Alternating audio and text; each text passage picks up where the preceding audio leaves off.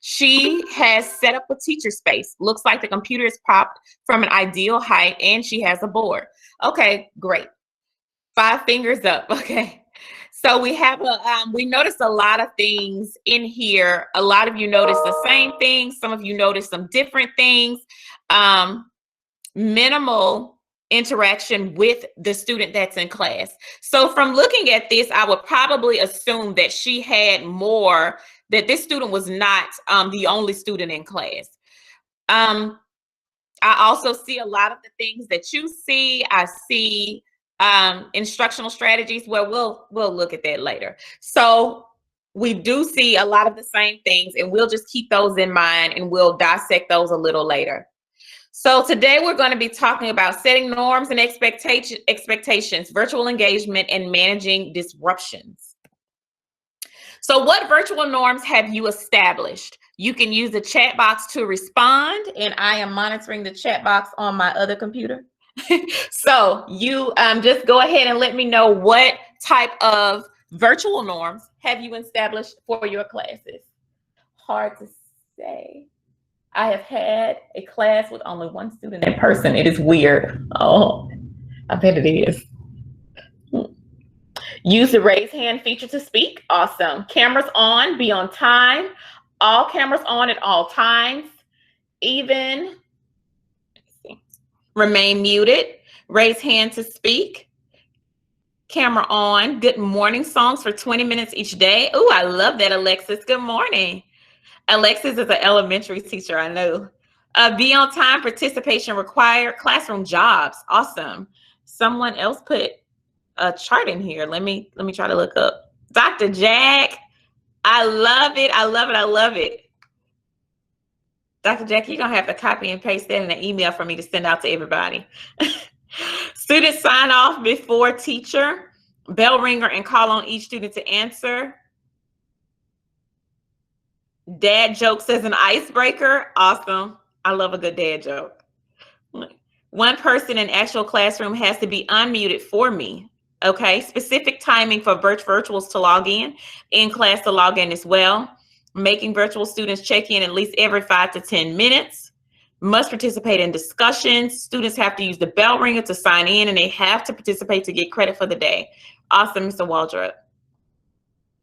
All right, so we have some awesome norms that have been established in virtual classrooms so far. One of the reasons that we want to definitely establish norms and expectations is because this sets the tone for our class, just like any other class. So we usually go over our class rules, policies, and procedures, and people have forgotten that your virtual environment is going to be very, very different from your classroom environment. So some of the things that we have in our face-to-face classes will not work virtually. If you're asking a student to raise their hand before going to throw a piece of paper away, well, they're at home. You know, if you're saying that, I know some teachers don't even require them to raise their hand or ask to be excused to go to the restroom because it stops, interrupts the class. So you kind of have to think about those things that will be distractions for your class and some things that will help you move forward in your class. So setting norms and expectations, the guide to the left is just a guide that I created kind of with some things that you could have universally in a classroom. And those can help you with your virtual environment, assigning synchronous assignments, having asynchronous assignments, having an established policy for attendance. I saw Mr. Waldrop put in that his students have to talk, like have to put stuff in the, have to sign in. And he uses that as a way to take attendance for them. And they also have to continue to participate throughout the class. So that is a norm that he has for attendance. You have to establish a routine with kids. It's so much easier to manage a virtual classroom when you have those routines in place. For instance, Monday, you might have a live lesson where you're showing them, you're actually going over notes with them. They're doing everything live. You won't provide any synchronous materials. It may just be, you going through things with them on going through with them live that they must be present to get. You may also have a Nearpod lesson that you're doing on Tuesdays. They do Nearpod. On Wednesdays, they do a writing assignment. Thursdays are quiz days. You can have, when you have that routine with your students, it establishes a pattern where you even know if someone misses what type of assignment they missed. So while we do want to have that variation within instruction, this is still providing variety because you're giving them different elements every day. All right. We also want to make sure that we're using digital materials. So a lot of our digital materials can be accessed through Clever. The district has all your textbooks digitally. So if you have, well, most, let me say that. You have My Perspectives, there's a digital textbook for that. If you have Eureka assignments are digital as well. So you have different types of materials that you can offer to students. Now, while you have those physical books in your classrooms, you can also assign a day where parents can retrieve those. Or if you're doing a science project, my child was at WHAM at Westdale Heights Magnet, and they had every other week they did science projects. Well, they had to come to the school. A parent had to come to the school and pick up those materials before that project. We had a 2-week window to pick up those materials from that teacher. So when they got to their lab days, they had those materials at home that the school had already, provided for them. So you can use that type of system to where the kids know every other Thursday we're going to do labs, and mom needs to go pick up those materials before I do labs. So having those type of procedures can really help with managing your classroom. Having intervention procedures, weekly agendas, deadlines, office hours, all this helps with managing your classroom and managing those students. So you also have to establish discipline procedures. What is your policy? Do you have a warning? After they get their warning, do you remove them? Or do you give them 2 warnings? Do you give them a warning and contact a parent and then they get removal? Is that communicated with your students? When you're able to communicate those things with them and their parents, they kind of know, like, this is how I need to, this is the straight and narrow for this class. This is how I need to operate in Mr. Waldrop class, in Dr. Jack's class. So when we establish those policies, it can't be the same thing that happens at the school. Again, we're doing things that, we have to have things in place that are going to work virtually. So are you tracking communication with parents in JCampus? JCampus has it to where you can put in there whether you contacted a parent. Click on there, say you contacted a parent, put in the date and time that you contacted them. I will also share with you a tracker that I created that you can use for parent communication as well. You can have all of that information available so that you can track discipline, you can track grades, you can track attendance, you can track it all on one form if you want. But you have to be able to have it in a virtual form. So when you have a problem with a student or you continue to have an issue with a child, you can say, on this day, I had to remove them from class. I sent a message to the dean of students letting them know that they had been removed from my class and they handled it from there. Or I sent an email to the parent letting them know that this has been handled and they handled it from there. This is just your way of covering yourself and establishing policy in your class. Now, I'm not going to say that somebody's not going to try you, because they may say, oh, well, they're not going to put me out of class or I'm going to keep coming back. Google Meet has it now to when they're put out, they have to be, when you remove them, they have to be added back by you. So that's another great thing that we're able to do now, to be able to monitor and manage who actually is in our classroom so that people aren't just jumping in and disrupting. So we have to be able to do that. Arrange conferences through the counselor's office. You can also do conferences through breakout rooms. This is one of the things that I talk to the teachers at Glen Oaks about, and some of my other teachers I know at Woodlawn Middle. I talked to some teachers there about it, but use a Google Meet for those students and parents. Google breakout room. Sometimes, I'm not going to say all the time, we have those kids that we see once a week. Like I said, I'm a former high school teacher. I know how it goes. We may see those kids one time and we are not going to see them for another week because they don't come to class. When you're able to conference with their parent or with them by saying, giving your class an asynchronous assignment and saying, let me pull them to a breakout room, you can still monitor your class and have a separate breakout room, and you're having a conference with that parent. There's so much that goes into scheduling conferences for people to come on campus. And we all know that sometimes they do not show up for campus. So when you actually get them, go ahead and have a conference with them in a breakout room. That way you're not taking time after school to try to track down people, catch up with people. Give your students an asynchronous assignment, meet with that parent and that student. All right. And I have talked to some of my teachers. I know I had a teacher at Scotlandville who used this, and I have one of my teachers at Broadmoor who used that, and they say it has worked out great because they're able to meet with parents right then, and they're able to kind of get some things figured out for those kids. So we still want to use the counselor's office if possible, or if that does not work for you.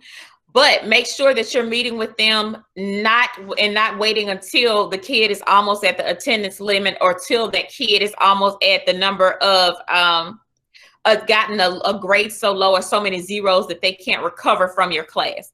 Try to get them into a conference within that second absence, within that, second missed assignment. Try to get them in then, because that way, if they're not going to do anything, you can get them, they can drop your class or whatever them and their parent plan to do, and that will cut down on issues as well.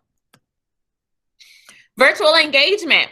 Establish a routine with students, but do not become complacent. The biggest issue, one of the biggest issues that I saw in classes, is that it's so much complacency to where kids are like, I know we're going to get another worksheet. I know we're going to get another worksheet through Kami to edit because that's all we're doing here. Guess what, guys? We're still just giving worksheets. So we need to be able to have some variety in our class and in our instructional practices, to where we're not being complacent and we're not giving kids the same things over and over again because it's easy for us.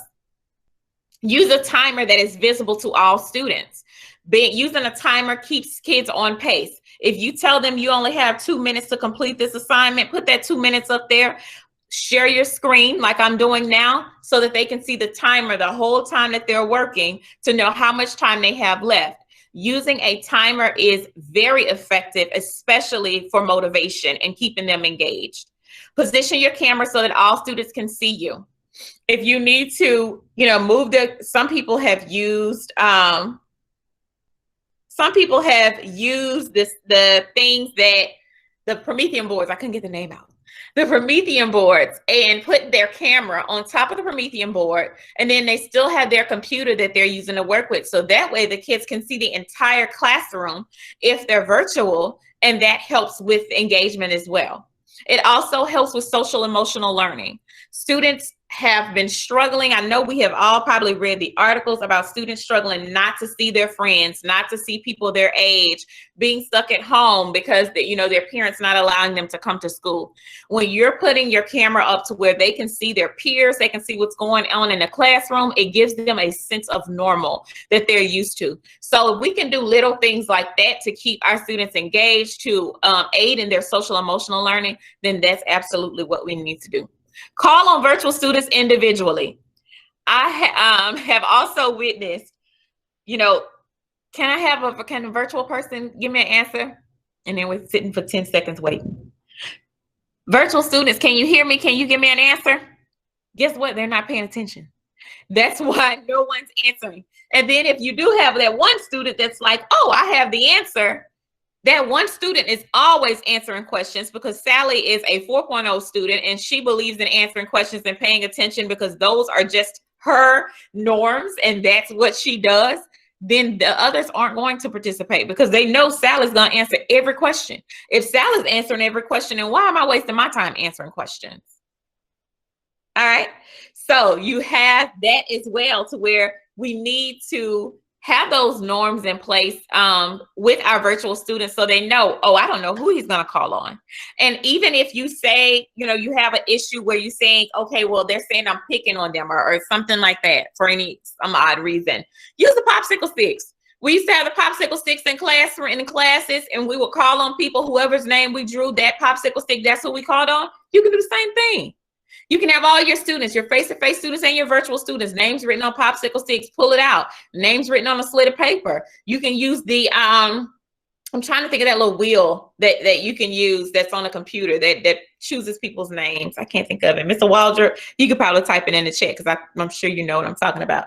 But that little wheel that you can choose and it randomly picks, or I think it's called random name picker, but it can randomly choose a name. Use something like that.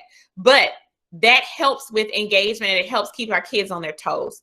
Pair virtual and face-to-face students for projects. You can put them in breakout rooms. You can put them on a shared document. You can put them on so many different things that they'll be able to use. I'm sorry. Random name generator. Thank you, Miss Self. She put it on there. And she said, Alexa said class dojo. Okay. So you have those different things that you can use to randomly select names. So when you're doing that, it helps with those students again. Even with your virtual and face-to-face students, pair them for projects. Your breakout rooms can be used for that. They can use headphones. You can put them throughout different spaces in the room. I know when I was teaching, all of my kids had headphones. They had headphones all day long. So because they're constantly listening to music. Now they all have AirPods. I don't know how they afford AirPods because I can't barely afford AirPods. But at the same time, they all have those AirPods. And they can meet up with their students and work on projects. They can share a document to where they're working on projects. You can have them work on it in a Jamboard together. You can put them in breakout rooms together. How do you have, okay, I'm trying to monitor the chat at the same time. Miss Elder says she likes pairing virtual and in-class students. Great, Miss Elder. I do too. I love to see it. Miss Bologna says she uses Google Timer. Okay. Oh, Miss Bender. Thank you, Miss Bender, for giving her that information. Yeah, if you search timer, you can get any timer to pull up. You can also use the ones on YouTube. So you can have those as well and present them. You just present in the screen from whatever timer you choose. I use the ones on YouTube because some of them have like a little bomb that goes off. It's really cute.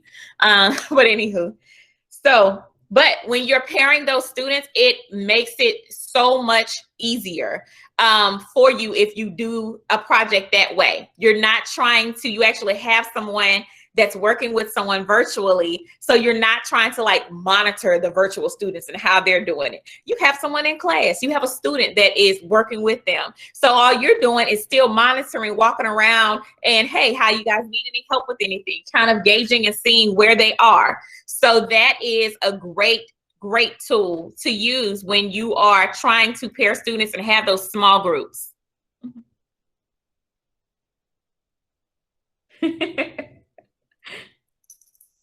Thank you, Miss Sand, for sending that name generator. All right. And I'm going to have all of these resources for you guys as well. So when I send a document after I finish a session, I'm typing all this stuff in the document. So you'll have access to all of these resources, not just the ones I mentioned, but the ones your peers have mentioned as well. All right. So when you're looking at that, those different breakout rooms and those different sessions, you can use different types of platforms. It doesn't have to be the Google breakout room. It can be, like I said, a Google Doc that's shared and they're working on a Jamboard, that type of thing. So you can use these platforms to the right as tools to help students take the lead. We want students to have ownership in their education. I know you know history. I know you know science. But I want to see that your students know science, your students know history, your students know that type of thing. So we always want to make sure our lessons are as student-led as possible. Now, when we're giving direct instruction for, 15, 20 minutes and explaining different concepts to them, then of course it's going to be more teacher-led. But if we move to that, from that I do to that we do, then we'll see that you're, modeling for them, working with them, and then we'll see you do, with them doing everything themselves. So we definitely want to be able to use these platforms that allow students to take the lead. Nearpod is one of my favorites because even gauging the classroom with formative assessment and trying to, post check the class. Nearpod has polls, they have collaborate boards, they have so many different features that you can use to post check the class. Jamboard, Google Suite has a lot of applications. Kami can edit any type of form that you have on there, and students can work on Kami together. Whiteboard 5, Flipgrid, Edpuzzle is another one of my favorites as well that allows students to take ownership of their education. Thank you, Ms. Sand, for sending those fun online timers. Ms. Matthews, you can still go into those rooms, but you have to go into them individually. So you can still jump in. I'm trying to monitor and do this. All right, so managing disruptions, establish classroom norms and expectations. We've talked about that. Another feature is having kids complete a virtual agreement using Google Forms or complete a quiz. If you are able to put those norms into a format to where kids have to be quizzed on it to know and show that they know the information, that's a great way to be able to monitor what's going up, monitor how much they know, and which helps you as well with establishing a policy on, they took this, they knew this was my policy, they continue to disrupt my class, this is what I'm moving to when they're disrupting my class. You've had them create an agreement, the student has told you that they know it, so we're going to enforce our policies. And that helps as well with you on the teacher end because you've explained all of your procedures to your student.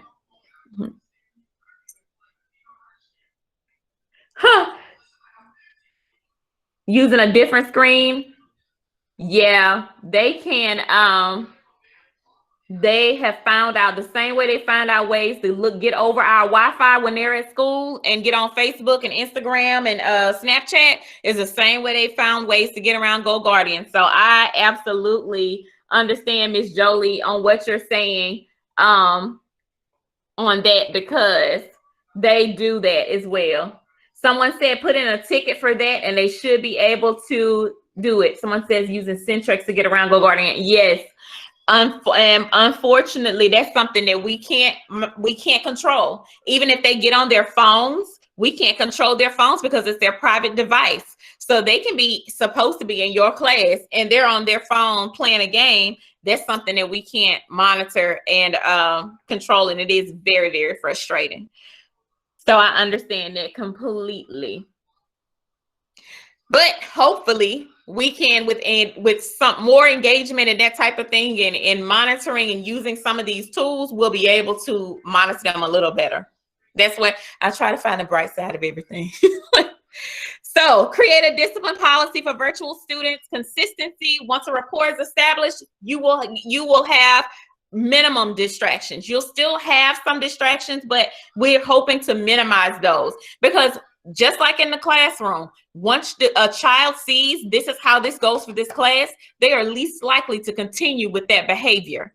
So I like this, like I said, the quiz option and the agreement, because it's just like any other agreement you have in class when kids are actually saying that they understand the policies and procedures in your class. Use a weekly tracker to keep up with missed assignments, behavioral infractions, etc. Send this form to your administrator and parents when necessary. So I have created a weekly student tracker, and this tracker will allow you to be able to track student work, student habits, student work, student whatever you need. You can put it in here, and that tracker will allow you to track that student. And when you pull it up, it'll show this what's going on with this student. Amy this week had, she missed 2 assignments. She also was removed from class. I contacted the parent, etc. So you're able to track that behavior. And if you're having infractions, you can even use it this way. One teacher told me she was using it this way. Said, don't email me or meet with your ESL specialist about behavior issues. That's right, Mr. Bell.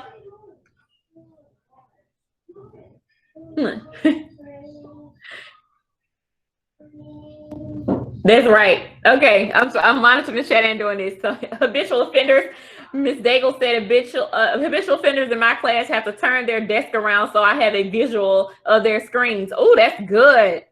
Or they will go to all paper. Both work for me. I love it. Yes. Yes.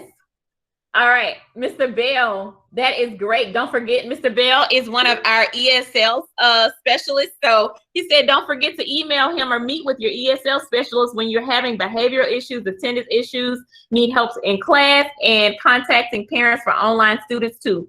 And Mr. Bell is great about that. I worked with Mr. Bell for several years, and he is great about that. He will contact that parent, he will call, he will take care of that. So when you're having issues with ESL students, do not forget the people on your campus or who are assigned to your campus that can help you with those problems with those students as well. Mr. Bell, you got some fans in here that say they need help too. Yes, Miss Elder. I'm glad to hear that other schools have great ESL teams too.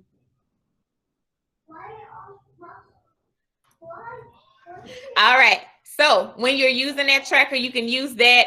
Like I said, or I was saying, one of my teachers at one school says she uses it for all of the virtual students' behavioral issues. So what she'll do is she types in their name, and as they have issues, she uses it like the tracking form. The track form we have for the district. So she uses that and puts in there like first offense, that was the warning. Second offense, yeah, I met with the student and discussed it. Third offense, I met with the student and the parent. Fourth one, they get a referral. Like she's using it just like a tracker. And my tracker, Miss Gibbs, it's in the presentation. It's linked. If you click on the link, you should be able to get to the tracker.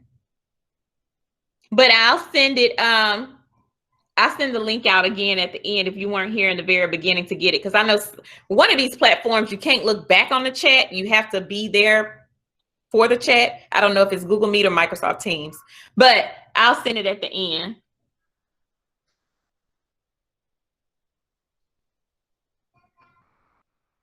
Yes, Miss Jolie, building relationships is the key. That's actually the best thing that we can do is build relationships with those parents, because some of those ESL parents, and I've worked with ESL as well when I was at Broadmoor High School, it was just about establishing relationships. I had an issue last year with 2 girls, and I was able to bring in both of those girls were having issues. We had bring in both moms, and they were able to hug it out, resolve it at the end. At the end of the year, well, not the end, but March when we left, I remember them going to an assembly, and they were together, and they were fine. But it involved getting both parents in and having that conversation. Now, I had a translator with me, Mr. Acosta, and the girls were able to translate as well. But at the same time, just establishing that relationship and that rapport with the kids and their parents made a huge difference. So when we're looking at this, what percentage of my students are actually learning? Remember that with your students, 20% can learn by hearing, 40% by seeing, 90% by doing. Make sure that the things that we're doing in our classrooms are engaging to where we're always reaching that 90%. We're not taking all of our time lecturing, because the research is out there, y'all. Like, if we're not taking that time to make sure that we're only reaching 20% of our kids. We want to reach the maximum number that we can. We cannot do, flip through 15 hoops while teaching. But at the same time, if we establish things that are active, that are engaging, that involve kids doing, that will absolutely increase the number of students that are learning.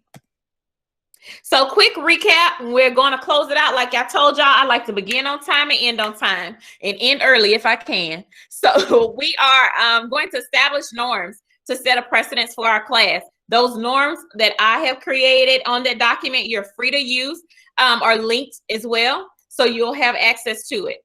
Track communications, disruptions, absences, late work, make a log and send it weekly.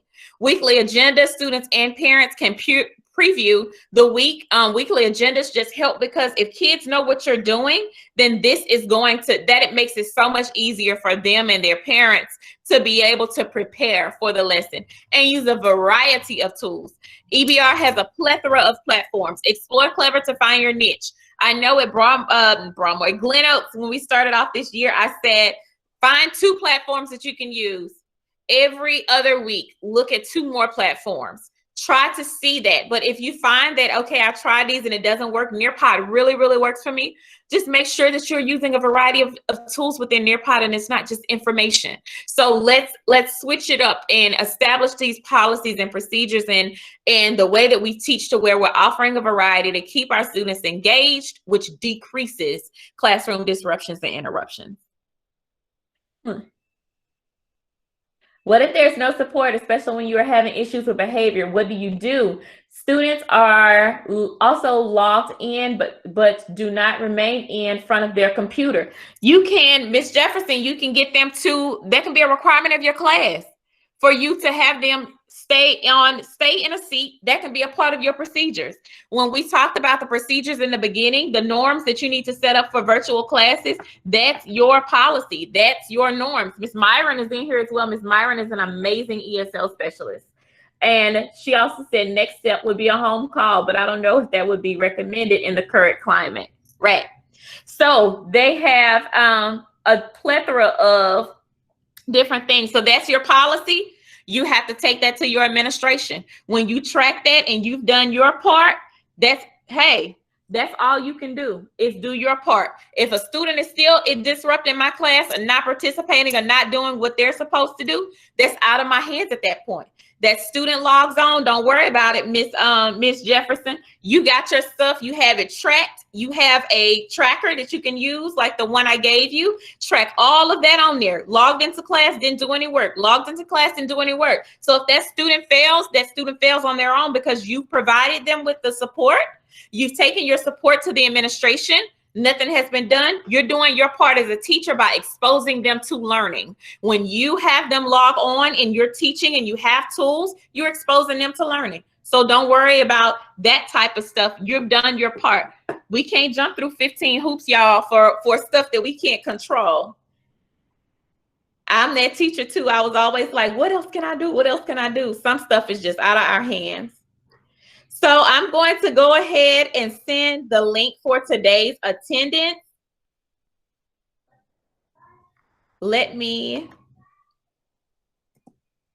And I always like to end with a quote. So tell me and I forget, teach me and I remember, involve me and I'll learn. Again, this is my contact information. If you guys need anything from me, I'm sending the link now via my other computer.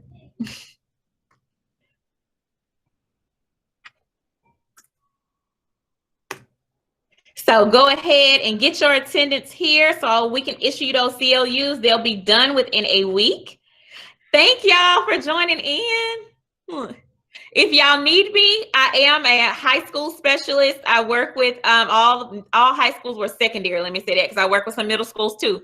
I have no problem coming to your classroom, helping you with strategies, working with you one-on-one. Send me an email. And then, I'll work from there. We'll figure it out. We'll figure a day, or I can meet with you virtually. Whatever you need to do, I am here to support you. Thank y'all so much. Thank you, Miss Dickerson. Hey, Miss Dickerson. I'm seeing everybody's name now. I can't see everything when I'm logged in. Now I'm seeing all my people, all the people I've worked with. Mr. Bell, I couldn't see you, but it was good to have you in here.